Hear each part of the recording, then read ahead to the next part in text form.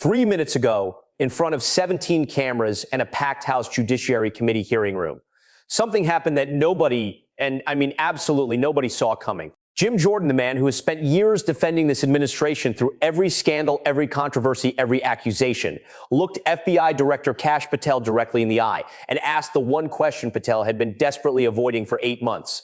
Where are the Epstein files? Director Patel, because you promised this committee they'd be released.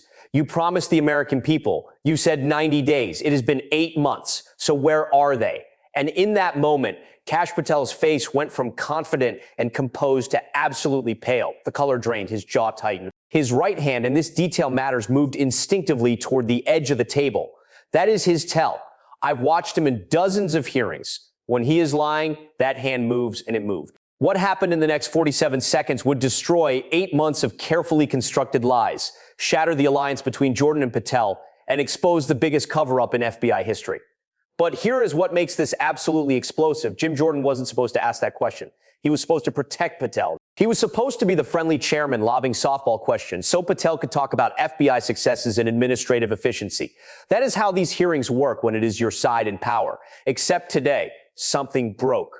And what broke wasn't just Patel's story. It was Jordan's patience. Let me take you back to the beginning because you need to understand how we got here. House Judiciary Committee oversight hearing, the 18th of April. 2025, 2:47 p.m. The room was set up like always. Long table at the front for witnesses, rows of chairs for committee members arranged in a semicircle, cameras positioned at every angle, press gallery packed with reporters expecting another routine partisan fight. Democrats would attack, Republicans would defend, Patel would deflect. Everyone goes home, standard Washington theater. But Jim Jordan walked into that room with something different in his eyes. I noticed it immediately. He wasn't wearing his usual relaxed expression. His folder, normally thin for these friendly hearings, was thick, stuffed with documents. And when he sat down in the chairman's seat, he didn't make small talk with the other members. He just stared at that folder. The first hour went normally. Other Republicans asked their questions. Border security, Chinese espionage, counterterrorism operations. Patel delivered smooth, practiced answers. He smiled, he projected confidence. He made eye contact with friendly members, nodded along with their leading questions, and gave them exactly the sound bites they wanted for Fox News clips. Democrats tried to land punches. They asked about FBI firings, about suppressed investigations, about the polygraph scandal. Patel deflected everything with bureaucratic precision. Ongoing investigations, personnel matters. Can't discuss in open session. The usual shields. And Jordan sat there quietly, barely asking anything, just watching Patel perform. Then at 2:47 p.m., everything changed. Director Patel, Jordan began, his voice carrying that distinctive Ohio accent, but with an edge nobody expected. I want to talk about something you said to this committee 8 months ago. The room shifted. Reporters looked up from their phones. Democratic members leaned forward, sensing blood in the water. Republican members exchanged confused glances. This wasn't the script. Jordan opened his folder with deliberate slowness. He pulled out a single sheet of paper, held it up for the cameras. This is a transcript of your testimony before this committee on the 23rd of August. You remember that hearing? Director Patel nodded, still composed. Yes, Chairman. Good, because I want to read something back to you. Jordan put on his reading glasses. That is when I knew this was different. Jim Jordan almost never wears his glasses during hearings. He likes to make eye contact, likes to play to the cameras, likes to project that everyman image. The glasses meant precision. The glasses meant he was about to nail someone to the wall with their exact words.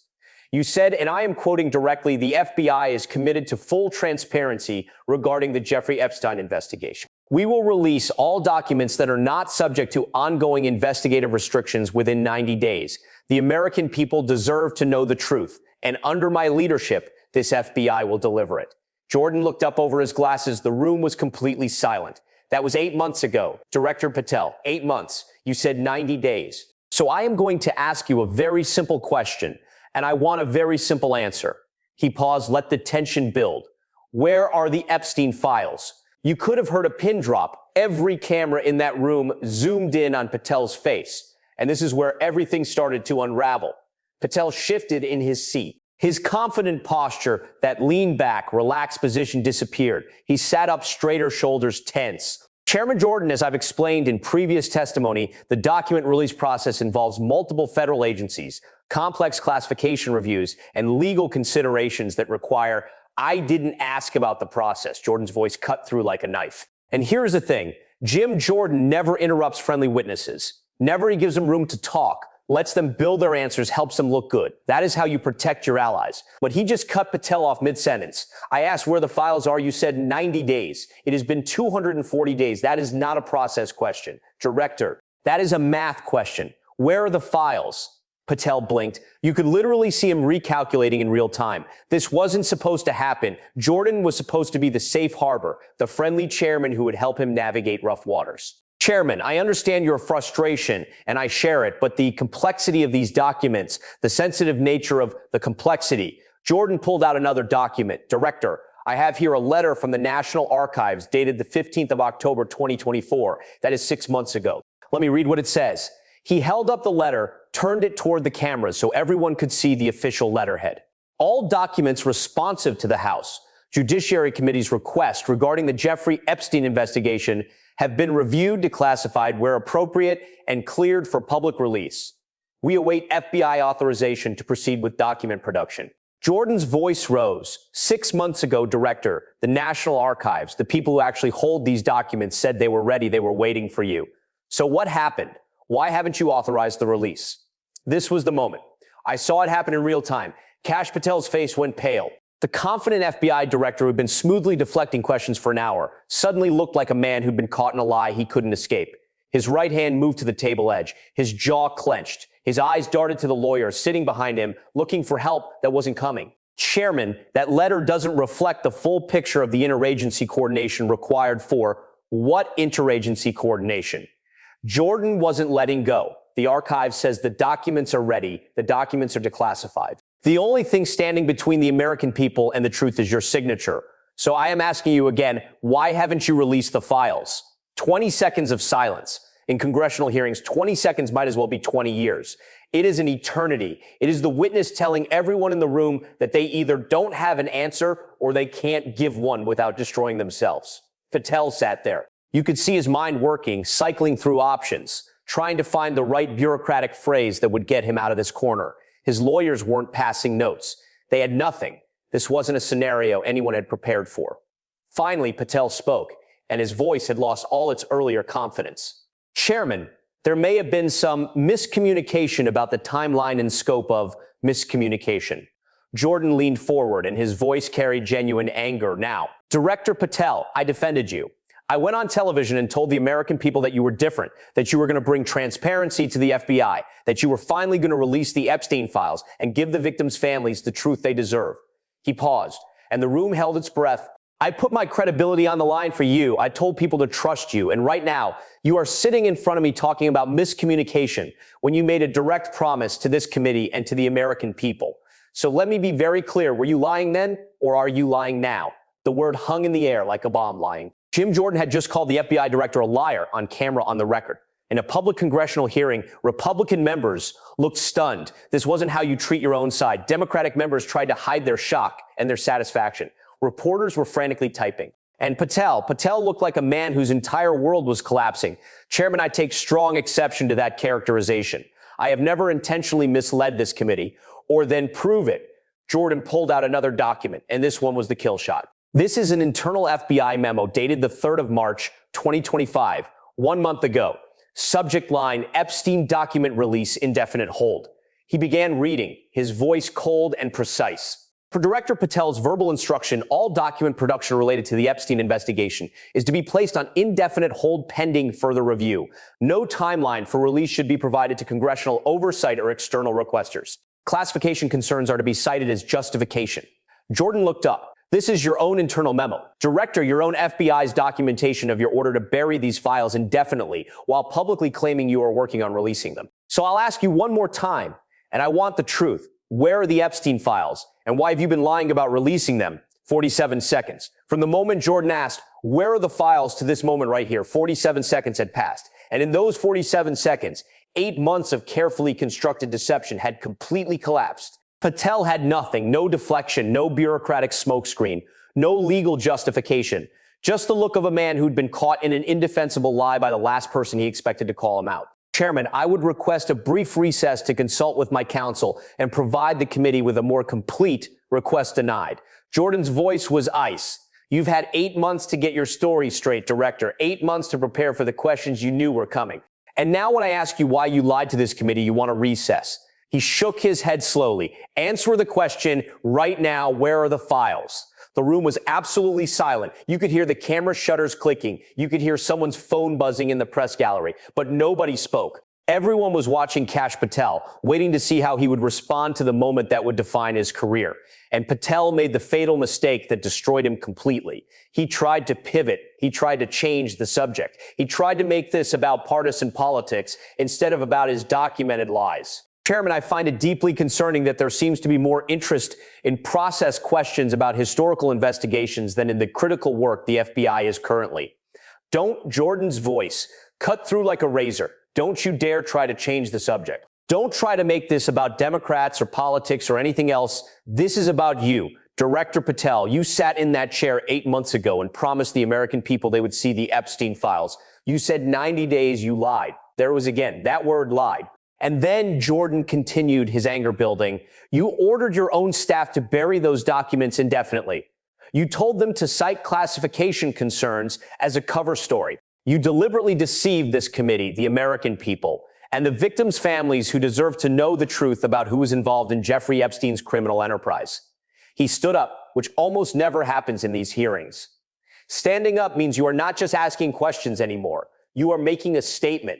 So here is what is going to happen. Director Patel, this committee is going to issue subpoenas, not request subpoenas, for every document related to the Epstein investigation, every email about the release process, every memo about classification decisions, every communication between the FBI and the National Archives, everything. Jordan picked up his gavel, but he didn't bang it yet. And if I find out that you have been deliberately withholding these documents for political reasons, if I find out that you've been protecting powerful people who should be investigated, if I find out that you lied to this committee, he paused, looked directly at Patel. I will personally call for your resignation. I don't care who appointed you. I don't care whose side you are on. I don't care about politics. I care about the truth. And right now, Director Patel, you are not giving it to me. The hearing continued for another hour, but it didn't matter. Everyone knew what had just happened. Jim Jordan, the administration's most loyal defender, the Republican chairman who was supposed to protect Patel, had publicly accused the FBI director of lying about the Epstein files, threatened him with subpoenas, and called for his resignation. This wasn't partisan theater. This was a genuine rupture. Within minutes, the clip was everywhere. Twitter exploded. Jim Jordan turns on Kash Patel was trending before the hearing even ended. Conservative media went into complete chaos. Some outlets tried to spin it as tough but fair oversight. Others started distancing themselves from Patel immediately. The hashtag number #WhereAreTheFiles hit 500,000 mentions in the first hour. And somewhere in FBI headquarters, Kash Patel was probably realizing that the person he thought was his greatest ally had just become his most dangerous enemy. But here's what makes this absolutely critical. Why did Jordan turn? What changed? I've been covering Congress for 15 years, and I've never seen a chairman publicly destroy a witness from his own party like this. Never. So what happened? The answer came later that evening. Multiple sources confirmed that Jordan had been shown additional classified documents, documents that proved Patel hadn't just delayed the Epstein file release. He had actively buried evidence that named specific powerful individuals who were involved in Epstein's operation, people who should have been investigated, people who were being protected. And Jim Jordan realized that Patel hadn't just lied to Congress. He had lied to Jordan personally, had used Jordan's credibility as a shield while deliberately covering up evidence that the American people deserved to see. That is what broke the alliance. Not partisan politics, not media pressure. Personal betrayal. Jordan had defended Patel in good faith, believing the files would actually be released, and Patel had made him look like a fool. The question everyone is asking now, what happens next? Jordan gave Patel 48 hours to provide answers, 48 hours to explain the internal memo, 48 hours before the subpoenas start flying. And here's the thing, Patel can't explain this away. The evidence is too clear. His own internal FBI memo contradicts everything he has said publicly. The National Archives letter proves the files have been ready for 6 months. And Jordan's public accusation means there is no quiet resolution, no backroom deal, no way to make this go away. Something fundamental broke today in that hearing room. The promise of transparency that Patel built his reputation on was exposed as a lie. The alliance between Jordan and Patel, the political protection that kept Patel safe, shattered completely. And the Epstein files, the documents that could finally reveal who was involved in one of the most horrific criminal enterprises in American history, remain buried. Why? That is the question that won't go away. What is in those files that is so damaging that Patel was willing to lie to Congress? Who is he protecting? What names are in those documents that the FBI considers too dangerous to release? I don't have those answers yet. But after what happened today, we're going to get them because Jim Jordan isn't going to let this go. The subpoenas are coming. The investigation is coming. And Kash Patel, the man who promised transparency and delivered lies, is about to face the consequences. 3 minutes. That is all it took. 3 minutes for Jim Jordan to ask the question. Patel couldn't answer. 3 minutes for 8 months of lies to collapse. 3 minutes for one of the most powerful alliances in Washington to explode on live television, and 47 seconds for Kash Patel's face to go from confident to pale, from composed to cornered, from FBI director to a man whose career just ended. The files are still hidden, but the lie is exposed. And in Washington, once the lie is exposed, the truth has a way of coming out, whether Patel wants it to or not.